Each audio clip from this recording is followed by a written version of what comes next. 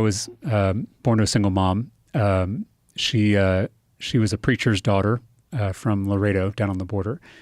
She left home at 19. She moved up to Austin. She met my birth father, who was a high school dropout and had a drinking problem.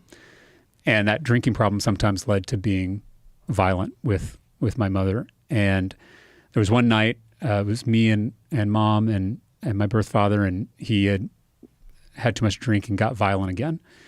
And that was kind of the straw that broke the camel's back. And my mom decided right then and there that she was leaving. So she packed all our stuff. She put me in her little Ford Escort. She drove me to the hotel where she worked downtown. The manager let us stay in one of the rooms for a few weeks until we found a little apartment in East Austin. And mom, she took on double duty at the hotel. She fought for me at every instance, even when it was her own physical safety was at risk. And back then, this was early 90s, she could look over at the Texas Capitol and she saw Texas Democrats like Ann Richards, Bob Bullock, people who fought for the little guy, for working people who were forgotten and left behind. That was the classic Democratic Party. Right.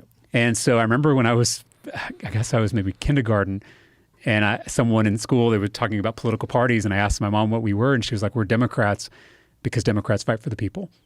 That was what she said. And my mom is still a Democrat today, but I don't know how much our party is still true to that, but I do know that that's our historical legacy, is the party that fights for the little guy. And I think we're at our best when we do that today. We're at our worst when we stray from that. I would agree with that. So I still believe the Democratic Party can get back to those roots. I hope last year was a wake-up call, especially to the National Democratic Party, about what needs to change and how we need to be different if we're going to build a big coalition to take on the issues that we care about.